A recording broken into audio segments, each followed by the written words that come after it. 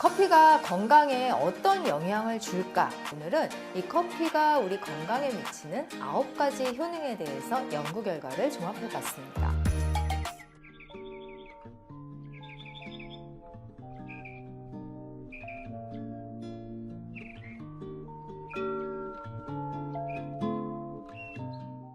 커피가 건강에 어떤 영향을 줄까에 대한 연구가 굉장히 많았는데요. 결론적으로는 과하지만 않으면 대부분 좋은 효과를 줄 수 있다는 거죠. 일반적으로 우리가 나이가 들면서 DNA가 손상이 되면은 노화가 촉진될 뿐 아니라 암 발생 위험도 높일 수가 있는데요. 이 DNA 손상을 막는 가장 쉬운 방법이 바로 커피를 섭취하시는 겁니다. 커피에는 항산화 물질이 많이 들어있고 그러다 보니까 자주 마시게 되면 DNA 손상을 늦춰주면서 우리 노화를 지연시키고 또 암 예방에도 도움이 되는데요. 실제 한 연구에서 커피를 96명의 사람에게 8주 동안 마시게 했더니 그냥 물을 섭취한 그룹에 비해서 DNA 손상이 적은 것을 확인할 수가 있었는데요. 이렇게 DNA 손상을 늦추거나 줄이게 되면은 앞으로 발생할 노화라든지 여러 가지 질병을 예방하는 데도 도움이 될 수 있습니다. 커피의 암 예방 효과는 국내에서도 입증된 바가 있는데요. 국내 연구진의 조사 결과 매일 3잔 이상 커피를 마시게 되면 대장암의 발병 위험을 77%나 낮추었다는 연구 결과가 있습니다. 따라서 규칙적으로 4주 커피를 드시게 되면 여러 암 발병 위험은 물론 노화도 늦출 수 있습니다. 이렇게 하는 거 맞냐? 맛있다. 맛있다.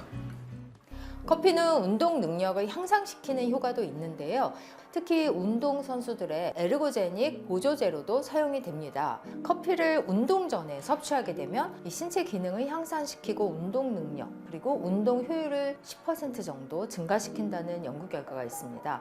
특히 체지방 감소라든지 운동의 효율을 높여주는 기능이 있고요. 또 운동 후에 마시게 되면 피로감을 감소시켜주는 효과가 있습니다. 뿐만 아니라 카페인은 또 다른 성분과 함께 섭취했을 때 식욕을 어느 정도 줄여주기 때문에 체지방 축적을 막는 데 굉장히 도움이 되는데요.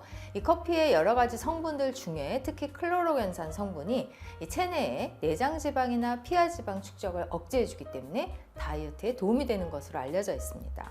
커피를 마시면 약간 화장실 가고 싶어지는 경우도 있는데 보통 또 우리가 살이 찌다 보면 우리 몸에서 수분도 증가를 하다 보니까 잘 붓는 현상이 있는데요. 이 커피를 마시게 되면은 가장 빨리 안전하게 이런 붓기를 제거하는 데도 도움이 될 수 있습니다. 보통 커피를 한 잔 이상 마시게 되면 소변량이 증가하면서 불필요한 수분이라든지 노폐물 배출에도 도움이 될 수 있습니다. 커피를 알게 될수록 깊은 맛이 좋아집니다.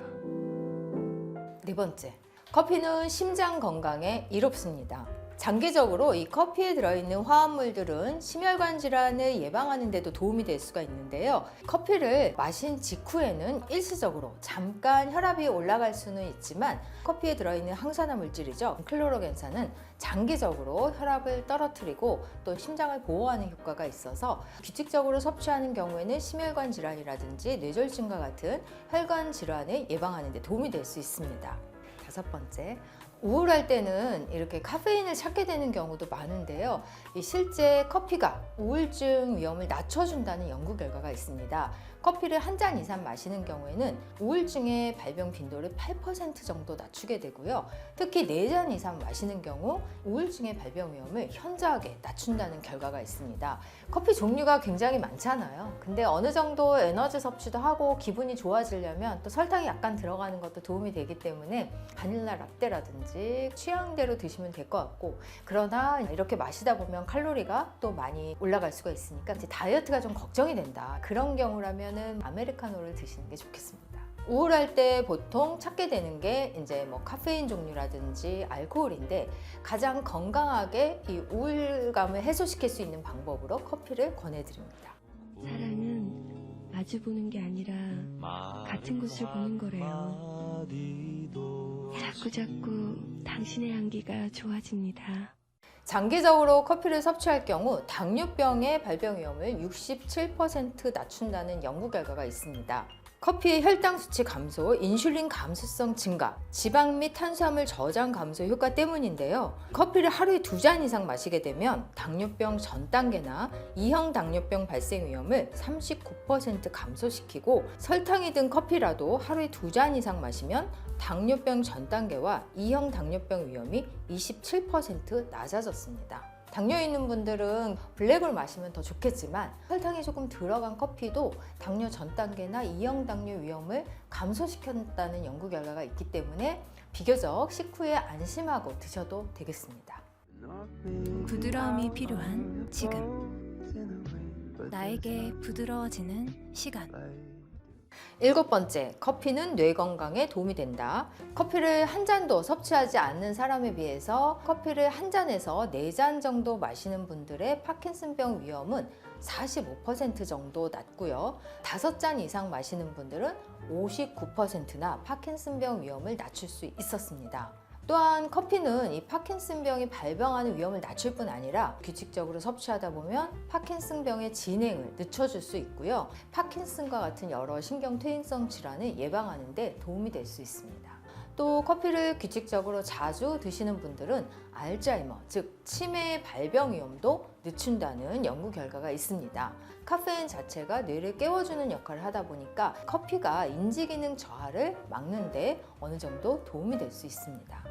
조금 나이 드신 분들도 좀 마시는 거는 괜찮겠네요. 그렇죠. 이 카페인이 수면에 영향을 주는 것은 개인적인 차이도 있지만 연령에 따른 차이가 커서 나이가 들면서 커피를 마시면 잠이 안 온다 하시는 분들은 커피를 가능하면 오전이라든지 아니면 최소한 점심 식사 직후에 드시면 그런 수면에 대한 영향을 최대한 줄일 수 있습니다.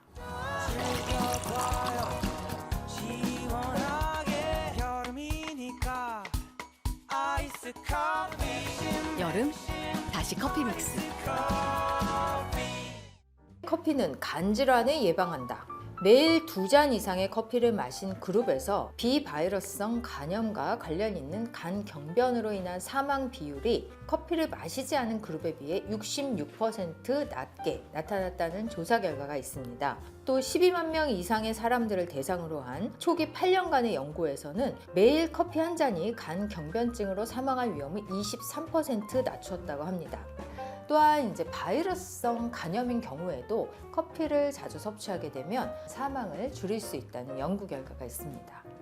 오늘 정리한 내용들을 보면 커피를 무조건 많이 마셔야겠다, 자주 마셔야겠다 이런 생각이 드는데요. 과유불급이라고 아무리 몸에 좋은 식품이나 음료도 지나치게 되면 오히려 부담을 줄 수가 있습니다. 특히 카페인의 경우는 적정량을 섭취하는 것이 건강에 도움이 되고 또 너무 지나친 경우에는 부작용도 있을 수 있기 때문에 본인 체질에 맞게 적당히 섭취하는 것이 중요한데요. 식품의약품안전처에서는 성인의 경우는 하루에 카페인을 400mg 이하, 커피 3잔 정도, 그리고 임산부의 경우는 300mg, 어린이의 경우는 킬로그램당 25mg 정도를 섭취할 것을 권장하고 있기 때문에 이러한 권장 섭취량을 지켜서 규칙적으로 잘 섭취를 한다면 결과적으로는 여러 가지 심혈관 질환이라든지 뇌혈관 질환, 또 신경과 질환, 그리고 퇴행성 질환이나 노화를 예방하고 또 대장암과 같은 일부 암을 예방하는 데도 도움이 될 수 있습니다.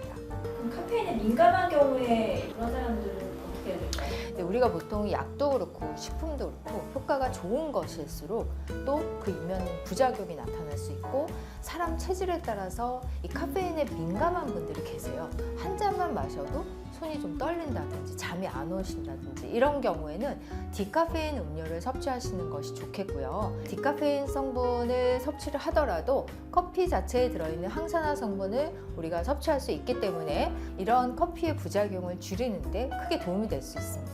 오히려 이제 5잔, 6잔이 넘어가는 경우에는 사람에 따라서 부작용이 나타날 수도 있기 때문에 만약에 민감하지 않고 별 부작용이 없다면 규칙적으로 2-3잔을 드시는 것이 가장 좋습니다. 보통 우리가 또 스트레스를 받게 되거나 너무 피곤한 경우에 커피를 찾는 경우가 많은데요. 지치기 쉬운 여름에 적당히 커피를 마셔서 건강을 유지하시면 좋을 것 같습니다.